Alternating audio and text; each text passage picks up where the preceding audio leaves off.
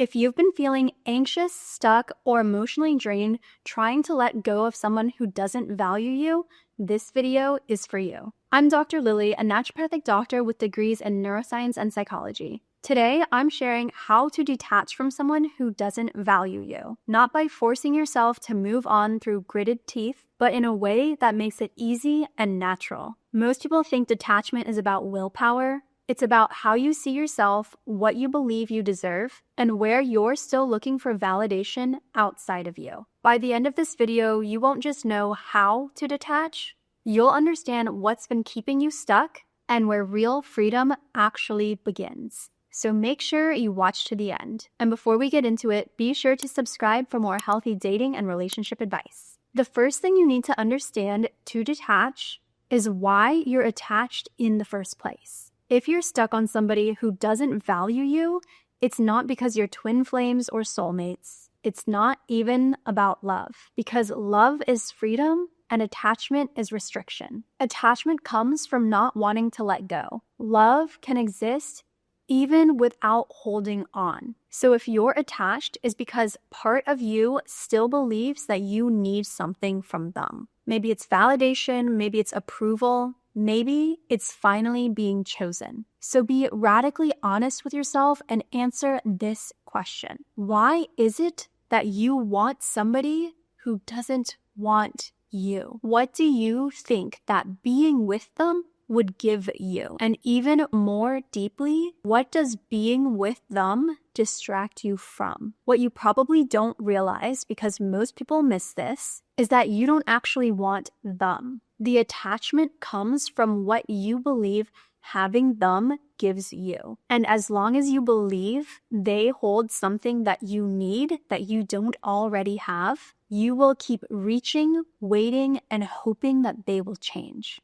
That's why detachment is so much more than just letting go. It's why you can't replace detachment with avoidance, and why distraction doesn't work. Because nothing outside of you will give you the closure you think you need. Attachment isn't about love, it's about how you view yourself. And once you grasp this, detachment naturally starts to unfold. So the key to real detachment is the one thing that most people don't want to hear. Because it's not simple like distraction. It requires facing the very thing your brain and body have been trying to protect you from your entire life. The parts of you you've shunned, rejected, and hidden away. So the only real way to detach from somebody who doesn't value you is by valuing yourself. All of yourself. All of those parts that you have rejected. And you must value yourself more than the amount of validation you think you would get by having this person. Because as long as they are the source of your worth, you will always be chasing them. It doesn't matter how aware you are, how many affirmations you say, or the number of self-help books you've read. If part of you believes that they give you something you don't already have, validation, approval, reassurance, feeling chosen, you will stay attached. And this part of you lives in your subconscious and your nervous system. So it's not something you can just think your way out of. And this is why detachment feels so hard. It requires a level of depth that most people don't know how to face. So the moment that worth starts coming from within you, things start to shift. You stop wanting to prove yourself, craving their attention, and needing them to see your value. So then the desire to have somebody who doesn't value you starts to disappear. But just knowing this and trying to think your way into this isn't enough. This next step is what actually breaks the attachment on a body level. And this is a turning point where most people finally start to let go. See, detachment rarely comes from calm. If it's a calm type of detachment, it's usually just avoidance in disguise. If you really want to move from this fierce attachment to peaceful detachment, emotions are going to be stirred up because your body needs to stop seeing the attachment as safety and start seeing it for what it really is, a bandage fueled by self-abandonment. So a powerful shift to start detaching fast is to tap into the feeling of disgust. This is different. It's stronger than anger. This is a deep gut feeling of how could I let myself accept this? Disgust is a primary emotion that crosses species, races, and cultures. It's designed to keep us safe and away from something that can potentially hurt us. It's what keeps you from exposing yourself to toxic substances like rotting meat or poison. So when you really let yourself see the behavior that you tolerated, the bare minimum, the inconsistency, the way you waited, hoped, and adjusted just to receive nothing in return, something changes. You finally see the pedestal that you place them on, the pedestal that they never even earned. You stop replaying and romanticizing the good moments, and you finally start seeing the full picture. This doesn't mean necessarily seeing them as a bad person, but just seeing the reality of their behavior. And one step beyond that, where the deepest change happens, is when you realize the disgust isn't just towards them. It's really at what you tolerated. Every time you abandon yourself by accepting their behavior. When you realize in brain and body how little you got and how much more you deserved, you stop craving it. And this levels you up in self-worth, which is why detachment doesn't happen with logic alone. It happens when you finally believe in your nervous system that it is safer to leave than to stay. When your body recoils at the thought of accepting poor treatment or self-abandoning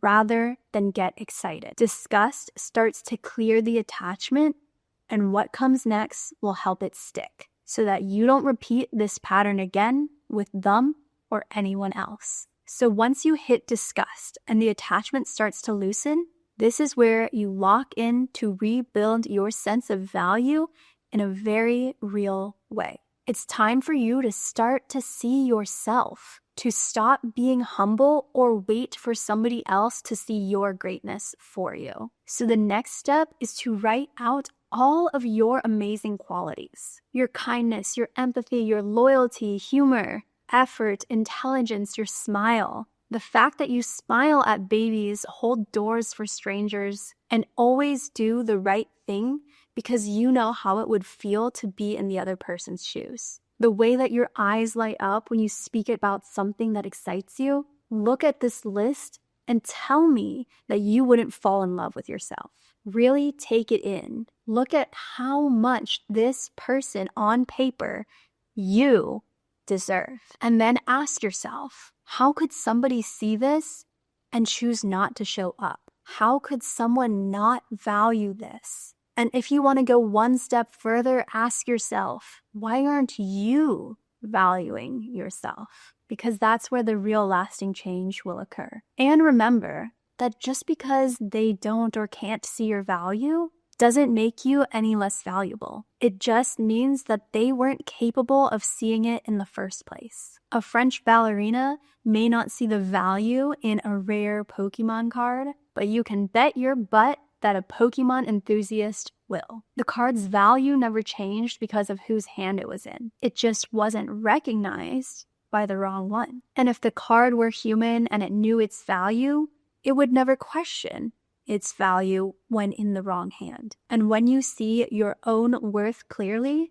you stop chasing people who don't see it. You stop asking, why didn't they choose me? And start asking, why would I choose that? And if you feel no shift hearing this, or you only feel it in your head, that's revealing that choosing somebody who doesn't choose you actually does something for you, even when it hurts. So the change needs to be deeper within your subconscious and nervous system, so you don't just change your mind, but you change how you feel. In my private coaching, we work on the subconscious beliefs, the body sensations, and specific guidance tools and next steps. You get more than a coach who offers perspective and advice, and you get more than just a deep dive into your subconscious. You get one person who is an expert in filling the gaps between all of those for total healing in mind, body, and spirit. Now, there's one last thing that keeps people stuck.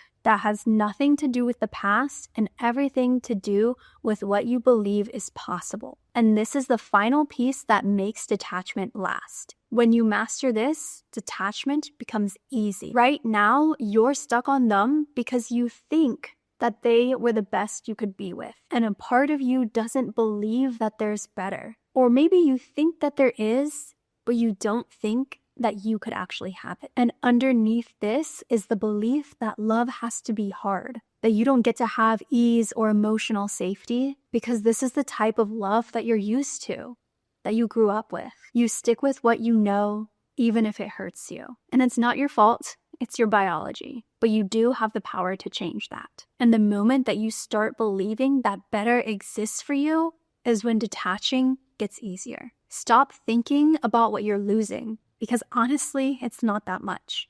And think about everything you can gain. A partner who actually wants to talk through conflict, a partner who shows you love and appreciation on a regular basis, a partner who's even more attractive than anyone from your past. The possibilities are endless. And when you detach, you finally get the space and opportunity to have everything you've ever wanted. And if you ask me, that's pretty exciting. When you convince yourself that it can only get better from here and you're actually excited about it, attachment to the past weakens. And when you know that you get to have better, you will never accept less again. Because why would you accept less when you know that better is waiting for you? See, with this shift, you no longer have to force detachment. Now you just let go because you don't actually want it anymore. You stop obsessing over how to get them to want you, and you start asking, why would I choose somebody who doesn't? The power of choice is in your hands. You can stay focused on somebody who doesn't value you, or you can choose a partner who sees you,